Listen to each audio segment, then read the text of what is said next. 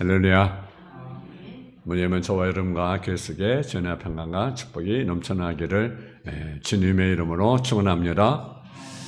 마태복음 21장 1절에 11절 말씀을 가지고 종료주일의 의미라고 하는 제목의 말씀을 가지고 말씀을 전하겠습니다. 다른 제목을 잡는다면 날개를 타고 입성하신 예수님이라고 하는 제목으로 말씀을 전하겠습니다. 오늘은 종료주일입니다. 예수님께서 어린 날개를 타시고 예루살렘을 입성하실 때에 큰 무리가 손에 종려나무 가지를 흔들고 예수님을 환영하는 것을 기념하며 만드는 교회의 명절입니다.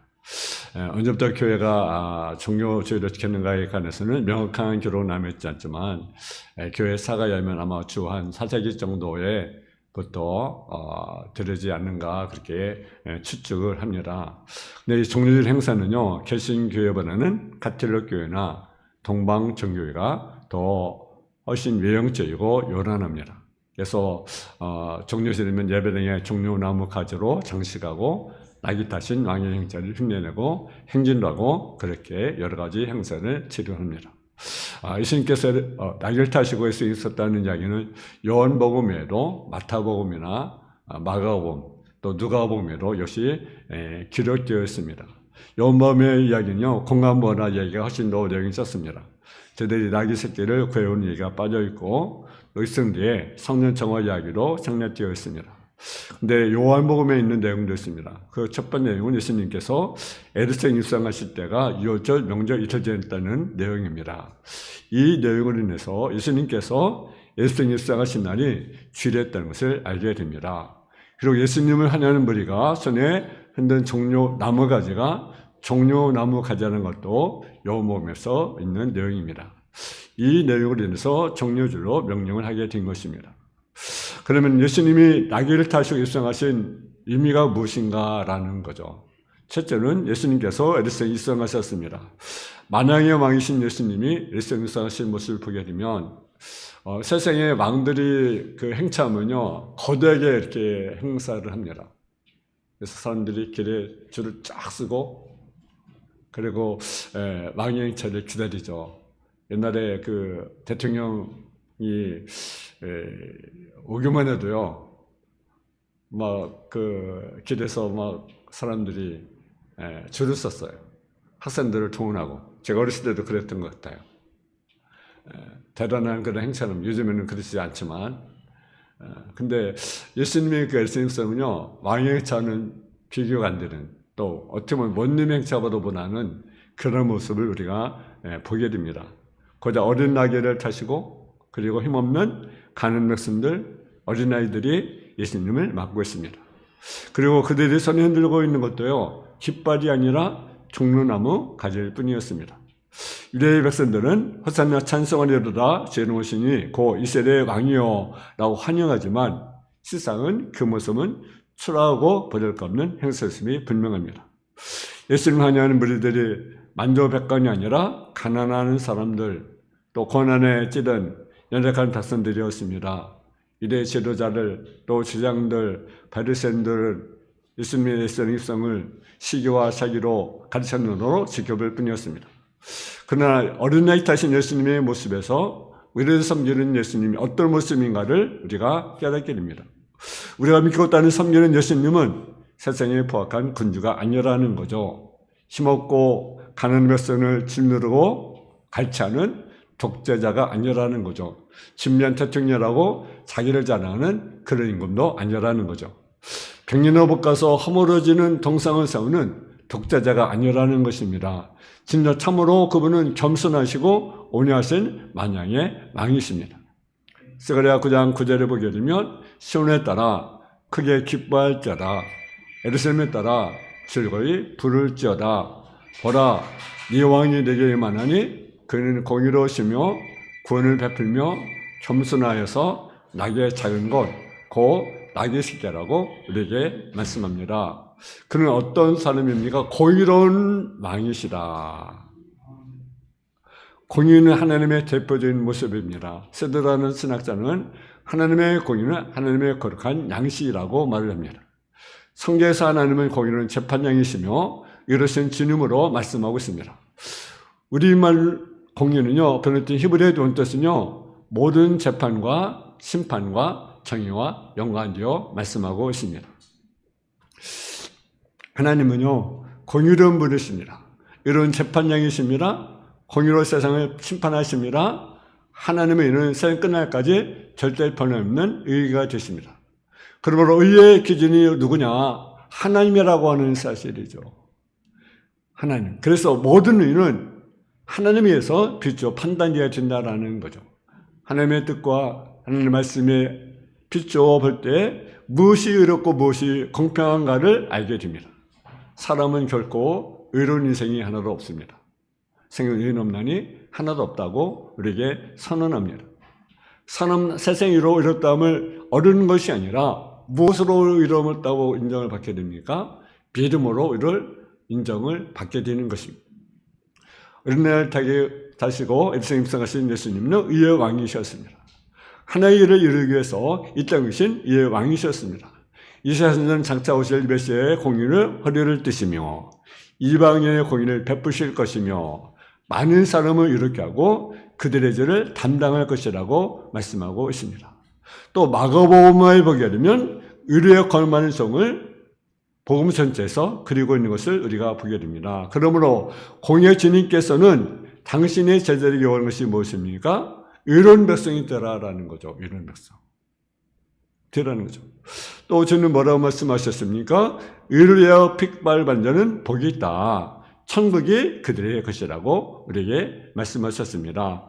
뿐만 아니라 너희가 서기관이나 바리새인보다 낫지 못하면 결코 천국에 들어갈 수 없다고 말씀을 하셨습니다. 그래서 우리는 무엇을 먹을까? 무엇을 마실까? 무엇을 입을까? 염려할 것이 아니라 우리는 먼저 우리가 뭘 구해야 될 것입니까? 먼저 그의 나라와 그를 구원자가 되어야 됩니다. 뿐만 아니라 그분 어떤 분이가 구원을 베푸실 주님이라는 사실이죠. 세라 선자는요, 낙이 타신 메시아는 공의를 뿐 아니라 구원을 베푸실 구세주라고 예언하게 됩니다. 사실 예수님께서 이 땅에 공의의 왕으로만 오셨다고 한다면 우리가 구원받을 사람은 한 사람도 없을 것입니다. 그래서 예수님은 하나님의 공의의 법으로 심판을 받아 죄인으로 정죄당할 우리들을 구원하기 위해서 이 땅에 오셨습니다. 주님은 주님의 몸을 십자가에 못 박아 희생함으로 말미암아 공의의 심판에서 해방을 받게 하셨습니다. 십자가에서 공의의 형벌인 사망은 친히 주님의 몸으로 당하신 것입니다. 이 엄청난 구속의 은혜를 믿는 자들은 예수의 십자가의 벌로 모든 죄가 용서를 받게 되고 의롭게 되는 것입니다. 넘어서 3장 24절에 보게 되면 모든 사람의 죄를 범했음에 하나님의 영광에 이르지 못하더니 그래서 예수 안에 있는 구속으로 말미암아 하나님의 나라로 값없이 의롭다심을 얻는 자 되었느니라.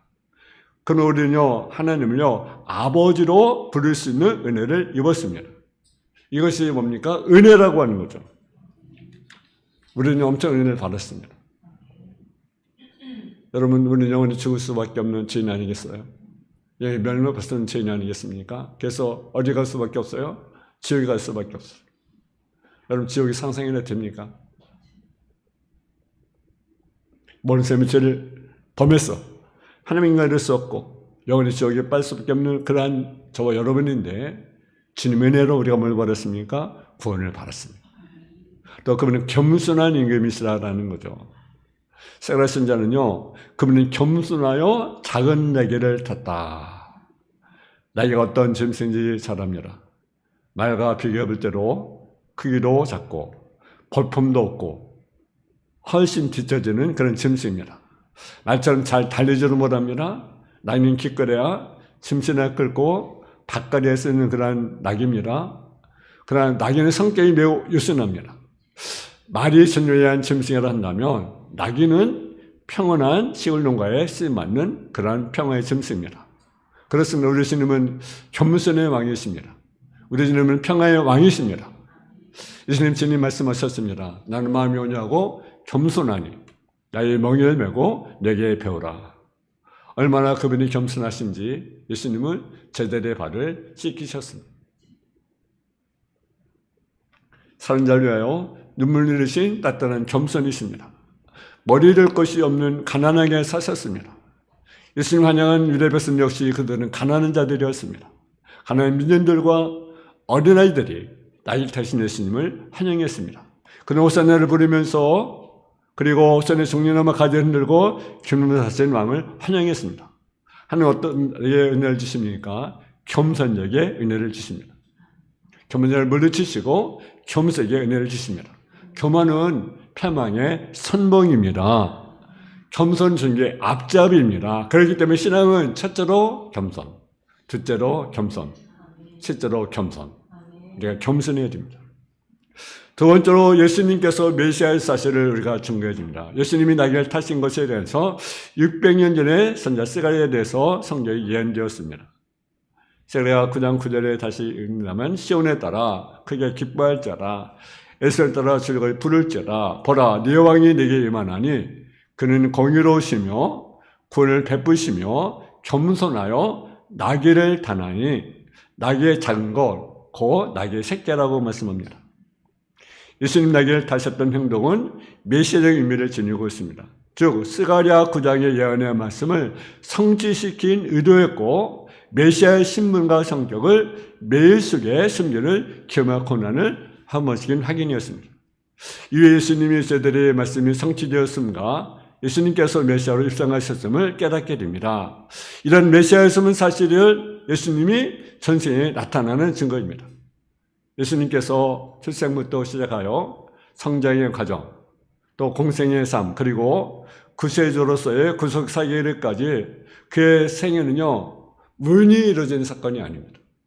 이미 성경에 보면 그의 예언된 사실을 그대로 하나하나 진행된 사실을 보게 됩니다. 자는 과정, 또 성장하는 과정, 또 구속의 사역의 그런 과정, 관원받는 과정, 또 부활의 사건들, 모든 사건들이요, 그냥 되어진 사건이 아닙니다.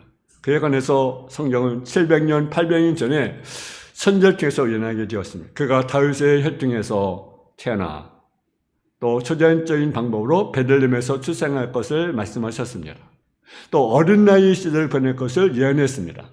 또 구약 선지자들은요, 예수님께서 행악자들과 함께 죽으실 것을 말씀하셨습니다. 그분이 십자가에 달리실 것, 10년 포도주를 마실 것, 군사들이 그분의 옷을 제비 뽑을 것도 언급하셨습니다. 또 선지자들이 그분의 마지막 말들의 창과 육근을 찔릴 것을 말씀하셨습니다. 그러니까 우연히 된 사건이 아니라는 거죠. 요한에서 5장 13절에 보게 되면 이제 하나님 아들을 믿는 너희에게 이것을 쓰는 것은 너희로 하여금 영생이 있음을 알게 하려 합니다. 그러면 성경에 기록된 목적과 의미는요, 예수님이 메시아 되심에 관해서 증거하는 것입니다. 그러면 하나님의 말씀은 그것을 읽는 자로 하여금, 듣는 자로 하여금 예수님께서 자신이 구주 되심을 믿도록 해주게 됩니다. 또 하나님께서는요, 교회와 믿는 성도를 통하여 하나님의 말씀을 증거되고 그 증거된 말씀을 통하여 넘치는 생명과 구원을 주시며 우리를 하여금 소망 가운데 살게 하신다는 사실이죠. 세 번째로 큰 무리가 어린 나귀를 타신 예수님을 종려나무 가지를 흔들고 그리고 호산나 찬미로 환영하게 된 것을 우리가 보게 됩니다. 호산나라는 뜻은요, 어떤 뜻이냐? 한번 더, 지금 우리를 구원하소서. 아멘. 지금 우리를 구원하소서. 호산나는 간구나 기원을 드릴 때 사용하였고 그 기쁨의 하늘의 성과 찬양성령으로 사용합니다. 그리고 호산나에는 영광이 있어라, 축복이 있어라 라는 말이 붙여졌습니다. 큰 무리가 호산나에 대해서 그렇게 말합니다. 주의 이름으로 오시니 고 이스라엘의 왕이시여라고 한 것은 그들은 예수님이 이스라엘의 왕으로 오시기를 바랬습니다. 그들은 낯선 예수가 이스라엘의 새로운 왕, 다윗과 같은 새 왕으로 오셔서 그들을 구원해 줄 것을 그들을 기대했습니다. 마태복음에 보게 되면 다윗의 자손의 했음을 통해서 이를 잘 말해줍니다. 그런데 큰 무리로 이런 찬미를 인해서 바리새인들, 유대인들은요, 더 분이 여겼다는 사실입니다. 왜 혹시 저들이 예수가 민중 분결을 일으키지 않을까 오해를 입던 것을 보게 됩니다. 그래서 주님께서 이렇게 말씀하셨어요. 선생님이요, 당신이 저들을 책망하소서. 근데 예수님이 뭐라고 말씀하셨냐면 누가복음 19장 40절을 보게 되면 마태복음 21장 10절에 보게 되면 만일 사람들이 침묵하면 돌들이 소리 지르리라 하시니라. 어린아이 젖먹이 입에서 나오는 찬미를 온전하게 하셨나니 너희가 읽어본 일이 없느냐. 그렇습니다. 만왕의 왕이신 예수님을 찬양한 것은요 너무나 당연합니다. 만약 그 사람들이 찬양하지 않으면 누가 찬양합니까? 돌들이 소리 지르리라. 돌들이 찬양하리라. 그러므로 찬양을 고맙는 성도들이 해야 할 마땅한 일입니다. 호산나 참 예수님을 구주로 믿고 고백하는 성도들의 찬미입니다. 항상 성도들의 마음 깊은 곳에서 주여 우리를 구원하소서, 주여 우리를 구원하소서, 우리 마음속에 찬양이 흘러나가야 됩니다. 히브리 기자는 히브리 13장 15절은 찬미의 제사, 우리가 찬미의 제사를 하나님께 올려드려야 됩니다. 우리가 예배뿐만 아니라 평상시에도 우리가 찬양할 수 있기를 주님은 축원합니다. 그리고 보니까 이스라엘을 환영한 무리들이요 손에 종려나무 가지를 들고 환영했습니다. 손에 종려나무 가지는요 번영과 승리를 상징하게 됩니다. 초막절에는 종려나무를 베어 여호와 하나님을 향하여 흔들며 기뻐했다고 레위기 23장 40절에 말씀하고 있습니다. 근데 여러분, 우리는 구원의 주님 앞에 무슨 의미로 우리는 감사해야 되겠습니까? 우리 손에 지금 종려나무 가지가 없잖아요. 우리가 뭘 흔들어야 되겠습니까? 종려가 가진 우리 손에 있는 것 흔들릴 것이 있어요. 그것이 뭡니까? 기도의 손이라는 거죠. 기도의 손. 디모데후서 2장 3절에 보게 되면 그러므로 각지에서 남자들이 분노와 다툼이 없이 거룩한 손으로 기도하기를 원하노라. 하나님 우리로 하여금 뭐 하기 원합니까? 기도하기를 원한다는 거죠. 기도하기. 거룩한 손으로 기도하기를 원하노라. 여러분 잘 아시지만 여러분 모세가 여러분 아말렉과 전쟁하게 됩니다. 이스라엘 백성들은 그들 이길 힘이 없어요. 근데요 진짜 이상합니다. 모세가 손을 내면 이스라엘이 이기고 손을 내리면 지는 거예요. 그때 누가 도와줍니까? 아론과 우리 도와줍니다. 해그도로 손을 내리지 않습니다. 결국은 승리하기니. 그래서 여호와니시. 여러분 우리가 기도해야 됩니다. 기도해야 됩니다. 오늘부터 사실은 고난주간이에요. 사실 고난주간. 정렬부터 고난주간이 시작이 됩니다. 이번 주간은 여러분이 한 끼 이상, 오전 한 끼 여러분 이상 우리가 금식할 수 있기 원합니다. 그리고 하나님께 기도하기를 원합니다. 설도로 우리가 주님을 찬양하고 우리가 거룩한 설도로 하나님께 기도하는 저와 여러분 되어지기를 주님은 축원합니다. 마지막으로 어린아이 타신 예수님을 성하신 예수님은요 그 불언간에 예수님이 다시 재림하게 된다는 사실을 믿어야 됩니다. 어린아이 타신 예수님을 환영하는 무리들을 들어하고 묵묵히 십자가 길을 걸어 나가셨습니다. 무리를 선동하지 않으셨습니다. 무리에서 기뻐하지도 않으셨습니다. 예수님 평소와 다름없이 예수님이 하실 일을 계속하셨습니다. 그렇지 만찬의 자리에서 제자들의 발을 씻어 주었습니다. 떡을 떼어 주시면서 잔을 떼어 주시면서 당신의 죽으심을 기념하라고 말씀하셨습니다. 그리고 그날 밤 겟세마네 동산으로 나가시어 밤이 새도록 기도하신 다음에 성금일 새벽에 유대에 가는 들과 등을 돌린 유대민들을 붙잡히시고 십자가에 못 박아 죽으셨습니다. 그리고 죽으신 다음에 끝난 분이 아니시죠. 삶에 다시 부활하셨습니다. 사망 권세를 이기셔 부활의 아침이 되셨습니다. 그리고 부활하신 후에 40여간 세상에 계셨습니다. 부활 40이 되던 날 예수님은 많은 사람들이 본 앞에서 하늘로 승천하셨습니다. 그리고 그게 그렇게 말씀하셨습니다. 사도행전 1장 1절에 보게 되면 갈릴리 사람들아 어찌하여서 하늘을 쳐다보느냐 하늘로 올려오신 이 예수는 하늘로 가심을 본 그대로 오시리라 하였느니라. 하늘로 본 그대로 오시리라. 예수님은 예수님 수행하셨지만 지금은 예수님 어디 계세요? 하나님 보좌 옆에 앉아 계십니다. 그리고 그래서 뭐하고 계십니까? 기도하고 계십니다. 그리고 그 주님은 다시 오십니다. 재림의 주는 오십니다. 예수님 말은 내가 석효리라. 석효리라. 주님이 오십니다. 그때 우리는 뭐가 됩니까? 신부가 됩니다. 우리는 지혜로운 신부가 되어야 됩니다. 아멘. 우리는 정신을 차리고 근사를 깨어 기도해야 됩니다. 신랑 예수를 맞이할 준비를 해야 됩니다.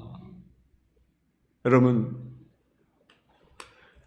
손에 종려나무 가지를 들고 호산나 찬미를 부리며 예수님 환영한 무리들이 예수님 셋벌을 당하시고 십자가에 지고 골고가 언덕을 향할 때 다 어디론가 도망쳐버리고 말았습니다. 심지어는 그들 중에는 예수님을 욕하고 칠면도 있었습니다. 세상 사람들이 그렇습니다. 여러분, 주님은 말씀하셨습니다. 세상에 믿는 자를 보겠느냐? 무슨 뜻입니까? 주님이 재림하실 때 과연 믿음을 굳건히 간직한 사람이 얼마나 찾아볼 수 있겠느냐? 주님, 누가 끝까지 믿음 잃지 않고 재림을 주민을 맞이할 수 있겠느냐라는 거예요. 여러분, 예수님은 어린아기를 타신 모습에서 우리 공의의 왕이시며 겸손한 왕이신 모습을 보게 됩니다. 그리고 예수님을 환영하는 무리들이 종려나무 가지를 흔들고 호산나 부른 것을 통하여 메시아를 환영하는 예수 백성들의 모습을 보게 됩니다. 그런데 그 예수님은 다시 재림하십니다. 재림하십니다. 저녁때부터 오늘까지 교회가 참여한 것이 있다는 것이 무엇입니까? 예수님이 재림이 하는 것이라는 거죠. 마라나타. 마라나타. 여러분, 예수님이 곧 오십니다. 그 전에 우리가 준비하는 저와 여러분 다 되어지기를 주님의 이름으로 축원합니다. 사랑의 아버지 하나님, 은혜와 사랑을 감사하셨습니다.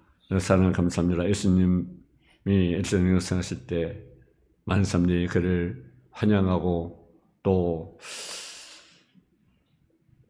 기뻐하는 그들의 모습을 보게 됩니다. 그 주님은 앞으로 다시 오십니다. 다시 재림의 주님으로 오십니다. 우리가 오늘 깨어 기름을 준비하는 지혜로운 성도의 삶을 살아가는 성도의 삶을 살아가는 성도들이 되어줄 수 있도록 주여 도와주옵소서. 예수님의 이름으로 기도했습니다. 아멘.